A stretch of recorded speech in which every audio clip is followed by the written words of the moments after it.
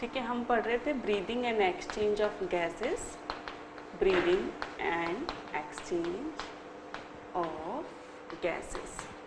आज almost exchange जो है वो हमने पढ़ लिया है। ठीक है, अब ये एक्सचेंज जो होता है, एक्सचेंज मतलब ये जो रेस्पिरेशन हो रहा है वो कैसे हो रहा है, वो क्या अपने आप हो रहा है या कुछ उसको कंट्रोल करता है? क्योंकि कैसा है कि इनवॉलेंट्री होता रहता है रेस्पिरेशन, कभी ऐसा नहीं होता है कि हमें काम करना है, हमें रेस्पिरेशन करना है, we don't have to worry about it, it happens, जो है वो इनवॉलेंट्री होता रहता है और इसके लिए हमें अपनी तरफ से कुछ काम नहीं करना पड़ता। This is a passive things, वो जो है इनवॉलेंटरीली जो होता है वो रेस्पिरेशन होता रहता है। तो कभी आपने क्या सोचा है कि रेस्पिरेशन कैसे रिदमिकली हम लोग जो है इंस्पायर करते रहते हैं और एक्सपायर करते रहते हैं? कुछ जो चीज़ें होंगी उस चीज़ को कंट्रोल करती होंगी, जैसे कि हम इनहेल करते हैं लेकिन कभी कुछ धूल में चले गए तो सडनली स्नीजिंग आनी शुरू हो गई, ठीक है, खांसी चालू हो गई, तो कैसे अपने आप चालू हो जाती है खांसी? ठीक है, किसने हमारे नोज को बताया कि भाई आपको छींकना होगा, आपको कुछ डस्ट पार्टिकल आ गया है, आपको छींकना होगा, किसने चीज़ बताया इसको? तो there are some centers in our brain जो कि कंट्रोल करते हैं रेस्पिरेशन को। ठीक है, इनको हम कहते हैं रेस्पिरेटरी सेंटर्स। ठीक है, तो ये जो है रिदमिसिटी को कंट्रोल करते हैं, ये बताते हैं, दे एंश्योर्स कि हम सांस लेते रहें और सांस छोड़ते रहें। ठीक है, और ये भी एंश्योर करते हैं कि हम कुछ ऐसा पार्टिकल ना इनहेल कर लें जो कि हमारे लंग्स को या हमारे रेस्पिरेटरी सिस्टम में कहीं भी कुछ प्रॉब्लम कॉज करें। ये एंश्योर करते हैं कि हम कुछ ऐसे हार्मफुल फ्यूम्स या कुछ भी केमिकल्स इनहेल ना करें जिससे कि हमारे रेस्पिरेशन को जो है हार्म हो। तो दे मेक श्योर कि हमारा जो रेस्पिरेटरी सिस्टम है वो रिदमिकली चलता रहे। ठीक है, तो इस चीज़ को कंट्रोल, इस ब्रीदिंग और रेस्पिरेशन को कंट्रोल करने के लिए होते हैं respiratory centre in the brain, centres in brain. ठीक है, एक तो ब्रेन में रहता है, दूसरा जो कंट्रोल होता है वो होता है कीमोटैक्टिक और कहें कीमोरिसेप्टर्स के द्वारा। ये कीमोरिसेप्टर्स क्या होते हैं और क्यों इन्हें कीमोरिसेप्टर कह रहे हैं, क्या कुछ केमिकल्स का इससे रिलेशन है, ये मैं आपको बताऊंगी। तो सबसे पहले रेगुलेशन एंड कंट्रोल की हम बात कर रहे हैं। Regulation and control.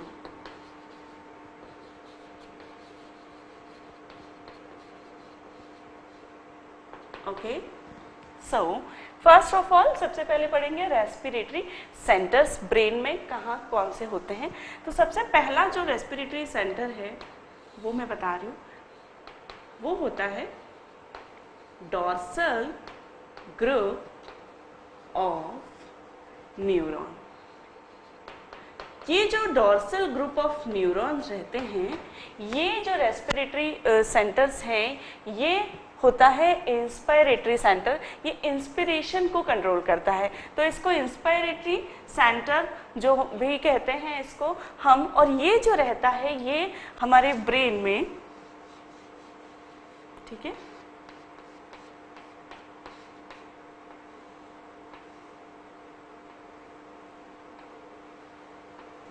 यहाँ पे रहता है। ठीक है, ये जो है ये है cerebellum. Okay,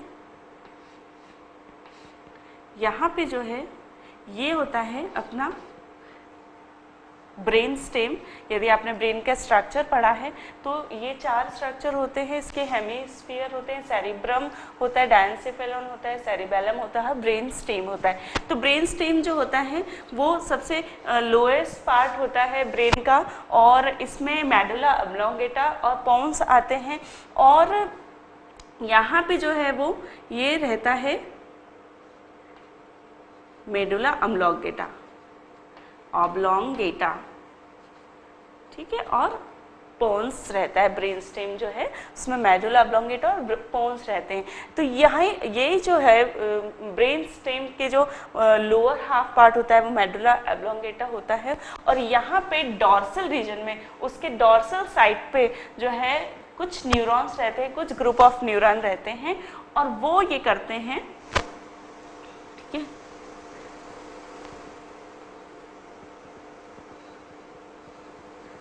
these are dorsal group of neuron, dorsal and one is ventral neuron और one is ventral group of neuron। तो जो डॉर्सल साइड है वो कहलाते हैं इंस्पायरेटरी सेंटर। इंस्पायरेटरी इसलिए कहते हैं क्योंकि ये इंस्पिरेशन को जो है कंट्रोल करता है। दूसरे रहता है वेंट्रल ग्रुप ऑफ न्यूरॉन।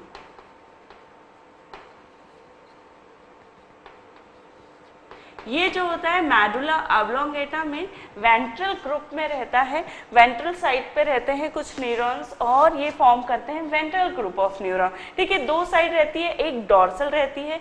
तो किसी भी साइड में, जैसे यहाँ पे डॉर्सल साइड रहेगी इस साइड पे और वेंट्रल साइड रहेगी बाहर के साइड पे। ठीक है, तो डॉर्सल साइड पे जो है वो डॉर्सल ग्रुप ऑफ न्यूरॉन रहता है और वेंट्रल साइड पे जो है, ठीक है, वो रहते हैं ventral group of neuron, ventral side and laterally. ठीक है, तीसरे होते हैं वो होते हैं, उसको कहता है न्यूमोटैक्सिक। न्यूमोटैक्सिक न्यूमोटैक्सिक जो रहते हैं ये भी जो है मेडुला ऑब्लोंगेटा में ही रहते हैं। और ये क्या करते हैं, जो वेंट्रल रहते हैं वो इंस्पायरेशन और एक्सपायरेशन दोनों को कंट्रोल करते हैं। एंड एक्सपायरेशन, ठीक। न्यूमोटैक्सिक्स जो हैं दे लिमिट इंस्पिरेशन। ठीक है, वो इंस्पिरेशन को बोलते हैं कि भाई आप कम करिए, अभी जो रेट है इंस्पिरेशन की वो कम करना है। न्यूमोटैक्सिक्स जो रहते हैं वो पोन्स में रहते हैं। पोन्स जो हैं वो ब्रेन स्टेम का ही एक पार्ट है। ब्रेन स्टेम में जो ब्रेन में जो लोअर पार्ट रहता है जो कि नेक में रहता है, वहाँ पे जो है नेक से थोड़ा जो ऊपर पार्ट रहेगा कि suppose this is the neck, तो यहाँ पे जो पार्ट है यहाँ पे जो है ये ब्रेन स्टेम बनता है और फिर फर्दर बनती है स्पाइनल कॉर्ड। तो दिस इज द ब्रेन, ये हेमिस्फीयर आ गए ब्रेन के। ठीक है, और यहाँ पे इसका ब्रेन स्टेम आता है।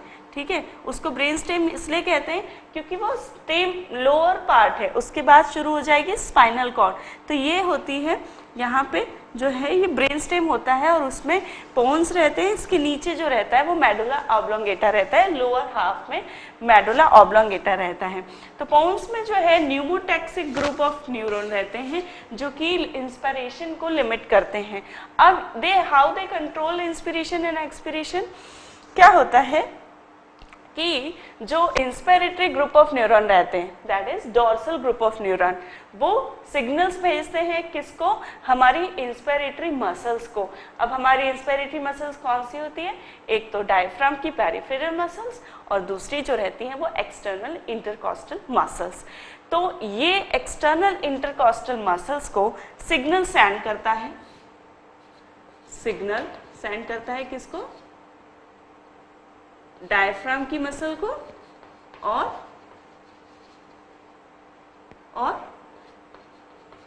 एक्सटर्नल इंटरकॉस्टल मसल को, इंटरकॉस्टल मसल। ठीक है, अब क्या होता है कि जब ये इसको सिग्नल भेजते हैं तो डायफ्राम जो है वो फ्लैट हो जाता है, उसकी मसल कॉन्ट्रैक्ट होती है, वो फ्लैट हो जाता है। एक्सटर्नल इंटरकॉस्टल मसल कॉन्ट्रैक्ट होती है तो रिब केज बढ़ जाता है, एक्सपैंड हो जाता है और उसके कारण लंग्स में निगेटिव प्रेशर होने के कारण एयर इनसाइड जो है वो जाने लगती है और एयर के इनसाइड होने के कारण एयर जाती है एल्वियोलाई में, और एल्वियोलाई में क्या जो होता है, एल्वियोलाई में होता है स्ट्रेच।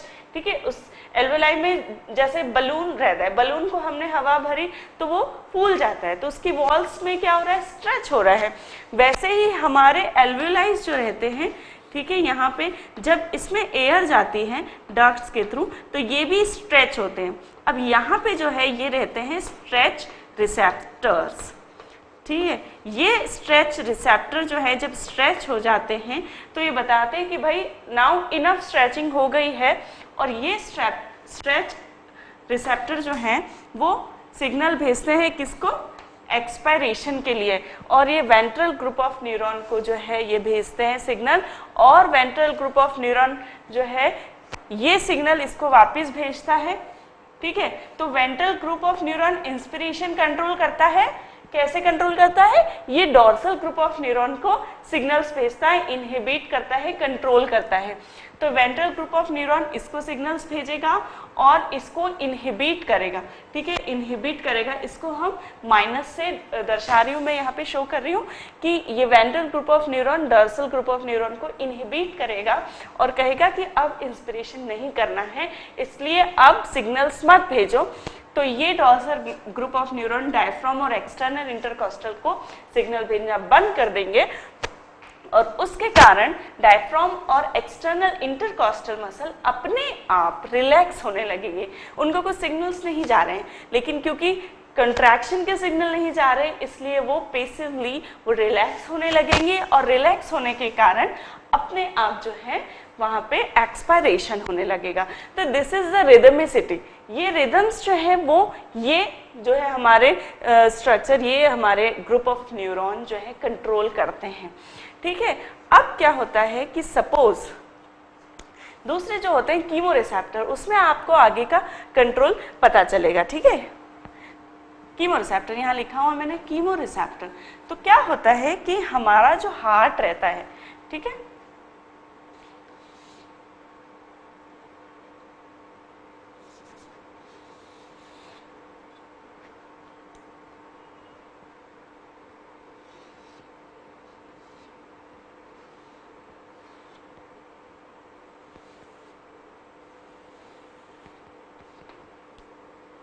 ये क्या करता है,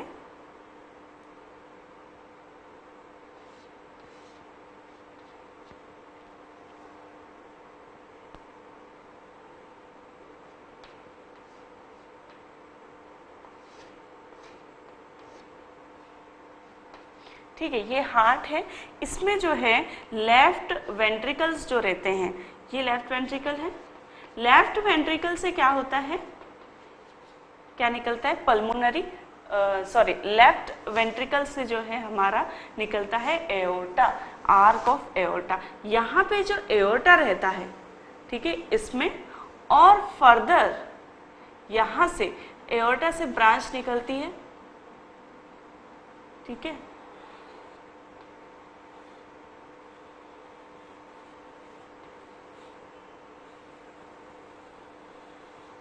ठीक है।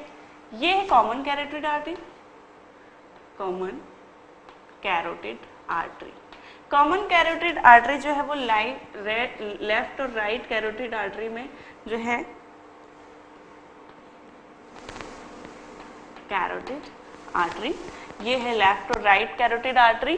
कैरोटिड आर्टरी जो है मेन ब्रांच है। जब आर्क ऑफ एओर्टा जो होता है वो क्या होता है कि हमारे लेफ्ट वेंट्रिकल से जो ब्रांच निकलती है, जो सप्लाई होती है एओर्टा से, तो एओर्टा जो है वो ऊपर जाके कॉमन कैरोटिड आर्टरी बनाता है और नीचे जाके जो है उसका फर्दर, तो ये दो डिवीजन जो है वो एक ऊपर सप्लाई करता है और नीचे का डिवीजन जो है वो इंफीरियर डिवीजन जो है वो नीचे के जो पार्ट है हमारे बॉडी के लोअर साइड के उसमें सप्लाई करता है। ठीक है, ये एकदम सुपरफिशियल बता रही हूँ आपको ताकि कंफ्यूजन ना हो। ठीक है, तो एओर्टा में, एक तो एओर्टा में और एक इन आर्टरीज में, कैरोटिड आर्टरी जो कि कॉमन कैरोटिड आर्टरी से बनी है, इन आर्टरी में एक रिसेप्टर्स होते हैं, कीमो रिसेप्टर जिन्हें कहा जाता है। ठीक है, और एक और ब्रेन में भी जो है वेंट्रिकल में भी कीमो रिसेप्टर रहते हैं। ठीक है, तो यहाँ पर कीमो लिख रही हूँ मैं, कीमो रिसेप्टर को, तो यहाँ पर कीमो रिसेप्टर्स जो हैं वो रहते हैं और एक तो वेंट्रिकल में, ब्रेन्स में जो है, ब्रेन का यदि आप इंटरनल स्ट्रक्चर पढ़ा है तो वेंट्रिकल जो है वो इंटरनली उसका स्ट्रक्चर रहते हैं, third ventricle, fourth ventricle, second ventricle, तो इस टाइप से स्ट्रक्चर रहता है। तो वेंट्रिकल्स में, कैरोटिड आर्टरी में और एओर्टा में, आर्क ऑफ एओर्टा में क्या होता है, कीमो रिसेप्टर रहते हैं। अब उन कीमो रिसेप्टर का क्या इंपॉर्टेंस है, तो ये जो कीमो रिसेप्टर रहते हैं ये 3 चीज़ों के लिए बहुत सेंसिटिव होते हैं, ठीक है। एक तो कार्बन डाइऑक्साइड, एक ऑक्सीजन और एक पीएच। तो क्या होता है, जैसे ही कार्बन डाइऑक्साइड का लेवल जो है वो ब्लड में बढ़ने लगता है तो ये कीमो रिसेप्टर जो कि यहाँ पे हैं, पोजीशन यहाँ पे लोकेटेड हैं, ये कीमो रिसेप्टर पता लगा लेते हैं और सिग्नल भेजते हैं यहाँ पे, और इन्हें कहते हैं फर्दर कि भाई आप रेस्पिरेशन की रेट बढ़ाइए क्योंकि कार्बन डाइऑक्साइड जो है वो ब्लड में इंक्रीज हो गया है।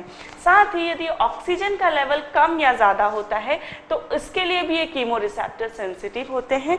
और third part pH balance, pH balance मतलब या तो एसिडिक होना या बेसिक होना एनवायरनमेंट का, ब्लड का। तो यदि वो ब्लड ज़्यादा एसिडिक हो रहा है या बेसिक हो रहा है तो भी ये कीमो रिसेप्टर उसके लिए सेंसिटिव रहते हैं, और ये उसके लिए डॉर्सल ग्रुप ऑफ न्यूरॉन को और वेंट्रल ग्रुप ऑफ न्यूरॉन को जो है सिग्नल्स भेजते हैं कि अब आपको इंस्पिरेशन बढ़ाना है या घटाना है, तो उसके लिए ये कीमो रिसेप्टर वर्क करते हैं, ठीक है। तो ये कहाँ रहते हैं, ब्रेन में, कैरोटिड आर्टरी में और आर्क ऑफ एओर्टा में। और ये मैंने आपको बताया था कि ये तीनों चीज़ें ये इफेक्ट करती हैं ऑक्सीजन के डिसोसिएशन को, ठीक है। तो ये चीज़ें बहुत इंपॉर्टेंट हैं। कार्बन डाइऑक्साइड ज़्यादा, इनफैक्ट ये जो रिसेप्टर्स रहते हैं ये कार्बन डाइऑक्साइड की क्वांटिटी कम या ज़्यादा होने के लिए ज़्यादा सेंसिटिव रहते हैं, ठीक है। यदि कार्बन डाइऑक्साइड हमारे बॉडी में ज़्यादा बनने लगे और वो रिलीज ना हो तो क्या होता है कि पीएच जो है वो कम होने लगता है और एसिडिक होने लगता है। मैंने आपको बताया था कि कार्बन डाइऑक्साइड वाटर के साथ मिलकर कार्बोनिक एसिड बनाता है और वो कार्बोनिक एसिड फर्दर HIN और HC बाइकार्बोनेट आयन बनाता है, तो जिसके कारण जो है वो एसिडिक होने लगता है हमारा जो ब्लड है, और उसको ये जो कीमो रिसेप्टर है ये खोज लेते हैं, पता कर लेते हैं कि कुछ तो गड़बड़ है, कुछ केमिकल इम्बैलेंस है, केमिकल लोचा है बॉडी में, और उसको ये लोग फाइंड आउट कर लेते हैं और डॉर्सल ग्रुप और वेंट्रल ग्रुप ऑफ न्यूरॉन को ये भेजते हैं, ठीक है। अब न्यूमोटैक्सिक का क्या काम है, तो लिमिट इंस्पिरेशन। सपोज क्या होता है कि जब हम बहुत ज़्यादा इंस्पिरेशन कर लेते हैं, जैसे कि स्विमर्स जो रहते हैं वो क्या करते हैं कि बहुत ज़्यादा जो है पानी में जाने से पहले, अंडर वाटर स्विमिंग करने से पहले बहुत तेजी से इंस्पिरेशन करते हैं और बहुत तेजी से एक्सपायरेशन करते हैं। तो इन दैट केस क्या होता है कि कार्बन डाइऑक्साइड ब्लड में कम होने लगता है, क्योंकि आप तेजी से एक्सपायरेशन भी कर रहे हैं तो जल्दी से कार्बन डाइऑक्साइड बाहर निकल रही है। तो कार्बन डाइऑक्साइड निकलने के कारण बेसिक होता रहता है एनवायरनमेंट हमारे बॉडी का।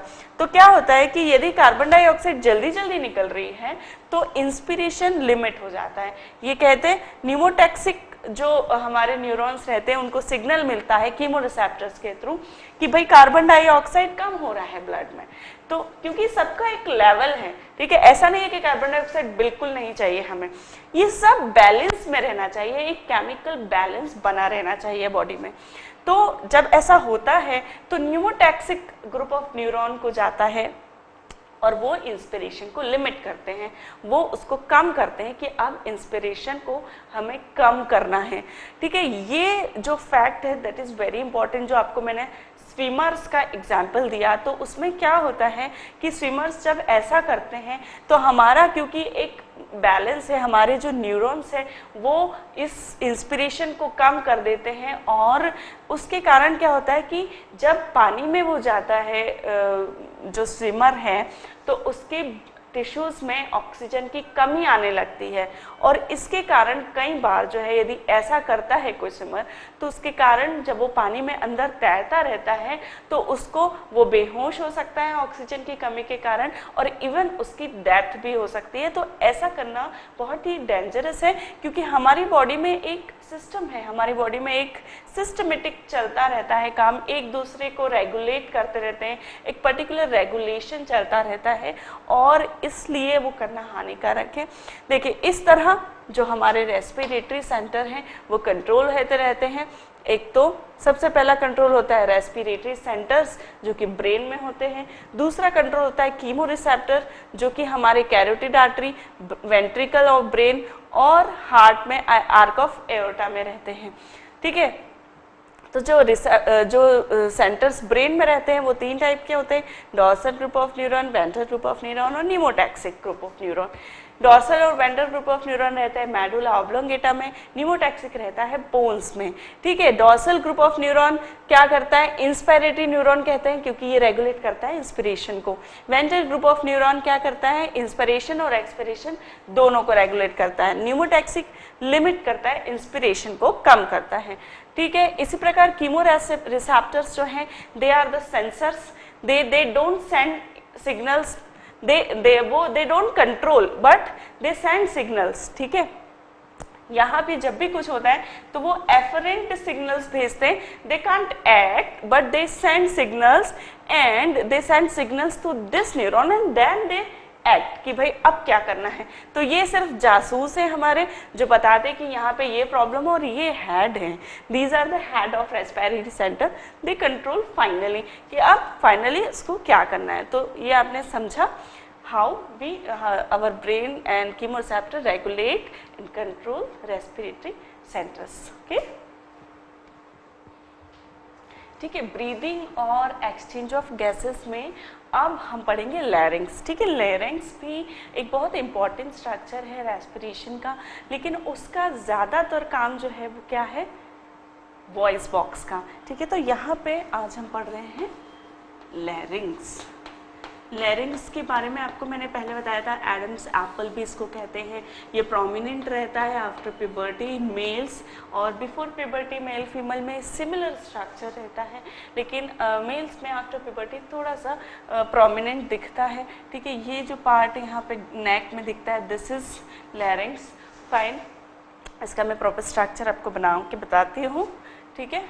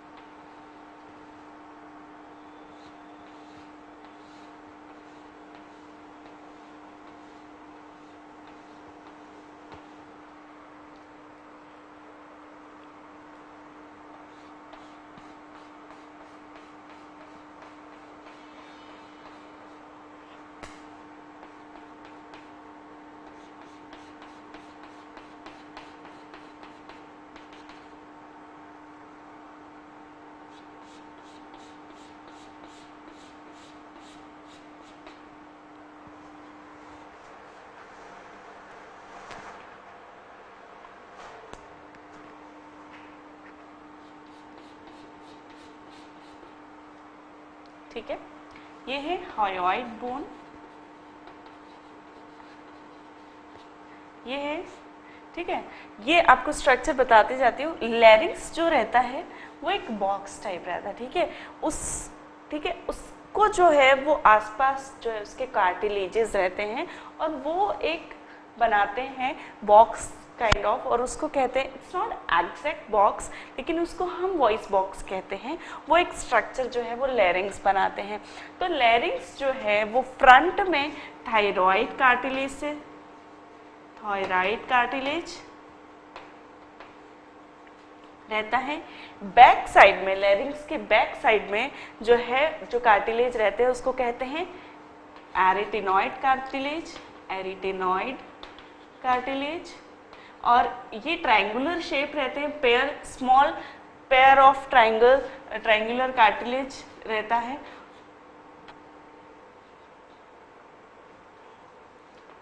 कार्टिलेज, और इसके ऊपर जो है वो स्मॉल जो नोड्यूल्स टाइप कार्टिलेज रहते हैं जिसको कहते हैं कार्टिलेज ऑफ सार्टोरिनी। ठीक है,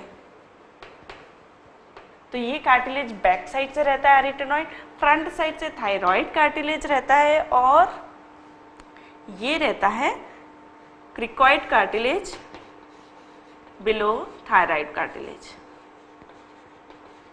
और थायराइड कार्टिलेज के नीचे जो दिख रहा है ये है ट्रैकिया। ठीक है, हायोइड बोन सबसे ऊपर जो रहती है वो हायोइड बोन रहती है, ये बोनी स्ट्रक्चर रहता है, इससे एक मेम्ब्रेन जाती है थायराइड की तरफ, इसको कहते हैं थायराइड मेम्ब्रेन।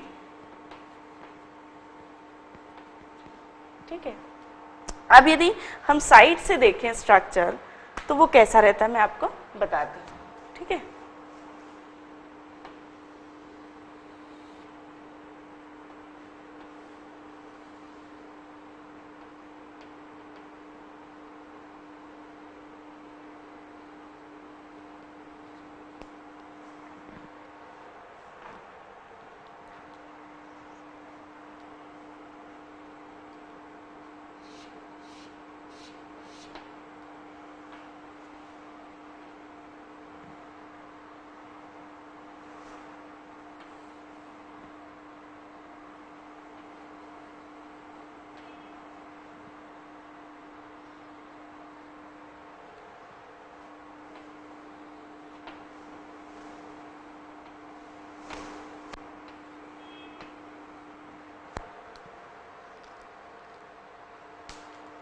ठीक,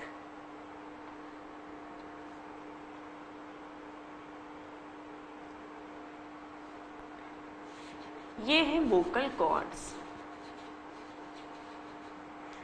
ये है एपिग्लोटिस। ठीक है, ये है थायराइड कार्टिलेज,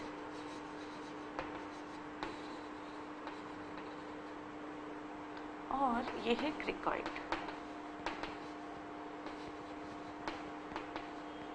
ठीक, क्रिकॉइड कार्टिलेज जो होता है वो रिंग लाइक होता है, रिंग, तो ये पूरे इसको कवर करके रहता है क्रिकॉइड कार्टिलेज, ये पूरी रिंग रहती है कार्टिलेज के लैरिंग्स के आउटसाइड। ठीक है, तो इसका हम स्ट्रक्चर समझेंगे कि कैसे जो है अंदर क्या क्या स्ट्रक्चर रहते हैं लैरिंग्स के। तो लैरिंग्स का आउटर स्ट्रक्चर हमने देखा कि फ्रंट में थायराइड कार्टिलेज रहता है, ये थायराइड मेम्ब्रेन रहती है जो कि हायोइड बोन और थायराइड कार्टिलेज के बीच में रहती है। नीचे एक रिंग टाइप कार्टिलेज रहता है जिसको क्रिकॉइड कार्टिलेज बोलते हैं। बैक साइड में एरिटेनॉइड कार्टिलेज रहता है जिसके ऊपर जो है वो एक नोड्यूल टाइप कार्टिलेज होता है जिसको कहते हैं कार्टिलेज ऑफ सार्टोरिनी। ठीक है, तो ये आउटर स्ट्रक्चर देखा हमने। अब इंटरनली क्या होता है, तो इंटरनली लैरिंग्स के अंदर जो होते हैं वो वोकल कॉर्ड्स होते हैं। अब ये वोकल कॉर्ड्स क्या हैं, तो वोकल कॉर्ड्स इसीलिए लैरिंग्स को जो है साउंड बॉक्स कहते हैं क्योंकि वोकल कॉर्ड्स के द्वारा ही हम जो है साउंड प्रोड्यूस कर सकते हैं और उसमें स्पीच में भी वेरिएट कर सकते हैं। हम हाई नोट्स गा सकते हैं, लो नोट्स गा सकते हैं, तो वो सब खेल जो होता है वो वोकल कॉर्ड्स का ही होता है। ओके, तो वोकल कॉर्ड्स जो रहते हैं वो एक म्यूकस जो है वो फोल्ड रहते हैं। ये जो है ये म्यूकस फोल्ड्स रहते हैं जो वोकल कॉर्ड्स रहते हैं। अच्छा, इसमें भी एक ट्रू वोकल कॉर्ड्स रहता है, एक फॉल्स वोकल कॉर्ड्स रहता है। जो ट्रू वोकल कॉर्ड्स रहते हैं वो कॉर्ड लाइक स्ट्रक्चर होते हैं और इसमें जो है स्ट्रेटिफाइड स्क्वैमोस की लाइनिंग रहती है म्यूकस की। और क्या होता है कि ये जो ट्रू वोकल कॉर्ड्स इसलिए कहते हैं क्योंकि ये ही जो वोकल कॉर्ड्स रहते हैं, दो वोकल कॉर्ड्स वहाँ पे दिखते हैं, दो म्यूकस फोल्ड्स दिखेंगे आपको, लेकिन उसमें से एक ट्रू वोकल कॉर्ड्स होता है और एक फॉल्स वोकल कॉर्ड्स होता है। तो जब हम बात नहीं करते हैं, जब हम कुछ साउंड नहीं प्रोड्यूस करते, तो ये जो वोकल कॉर्ड्स हैं एक दूसरे से एक्यूट एंगल में रहते हैं और जब हम साउंड प्रोड्यूस करते हैं तो ये जो है पैरेलल आ जाते हैं वोकल कॉर्ड्स। ठीक है, ये वोकल कॉर्ड्स एक इलास्टिन लाइक स्ट्रक्चर के बने हुए रहते हैं और ये कॉर्ड लाइक स्ट्रक्चर होता है वोकल कॉर्ड्स, ठीक है। अब इसमें से साउंड कैसे प्रोड्यूस होता है, तो साउंड जो है वो ऐसे प्रोड्यूस होता है कि हम कंट्रोल एक्सपेरेशन होता है लंग्स में से, और वो कंट्रोल एक्सपेरेशन जो है वो वोकल कॉर्ड्स में एक सडन कंट्रोल एक्सपेरेशन होता है, सडनली एयर स्ट्रीम आती है और उसके कारण वोकल कॉर्ड्स में वाइब्रेशन होते हैं और उस वाइब्रेशन के कारण जो है साउंड प्रोड्यूस होता है, ठीक है। अब ये जो वाइब्रेशन होते हैं ये इसकी आवाज़ में वेरिएशन कैसे आते हैं, तो ये वाइब्रेशन की कम और ज़्यादा करने से जो है स्पीच में वेरिएशन आते हैं और इस तरह जो है हम स्पीच प्रोड्यूस कर सकते हैं, ठीक है। तो लैरिंग्स जो है इसीलिए इतना इम्पॉर्टेंट स्ट्रक्चर है कि एक तो यहाँ से एयर होके गुजरती है, दूसरा ये वॉइस बॉक्स है, वॉइस बॉक्स बन जाता है, तो यहाँ पे जो फोल्ड्स हैं ये वोकल कॉर्ड्स हैं और ये जो स्ट्रक्चर दिख रहा है दिस इज़ द कार्टिलेज, ये जो वोकल कॉर्ड्स जो हैं वो बनाते हैं रेमाई ग्लोटाइडिस। ये जो रेमाई बन गई, ये जो स्पेस बन गया, जो पैसेज बन गया, इसको कहते हैं rima glottidis, sorry not epi, it is rima glottidis, ठीक है, ग्लोटाइडिस। और यहाँ पे जो बैक साइड स्ट्रक्चर होता है थायराइड से जो है वो एक फ्लैप निकलता है और वो जो फ्लैप होता है कार्टिलेज का बना हुआ रहता है और उसे हम कहते हैं एपिग्लॉटिस। एपिग्लॉटिस का काम आपको मैंने पहले बताया था कि जब हम सोलो करते हैं तो ये जो हमारा लैरिंग्स है ये ऊपर इसका मोशन होता है और ये इस प्रकार मोशन होता है कि ये ऊपर होने के कारण ये बंद हो जाती है ऐसे। तो एपिग्लॉटिस जो है वो इसको क्लोज करने का काम करता है लैरिंग्स को, सो दैट जब हम खाना खाएं तो हमारे फूड पार्टिकल लैरिंग्स में ना चला जाए। तो ये एपिग्लॉटिस है, ये एपिग्लॉटिस का फ्लैप है जो कि इसको क्लोज करता है लैरिंग्स को, ठीक है। तो I think that is all about लैरिंग्स।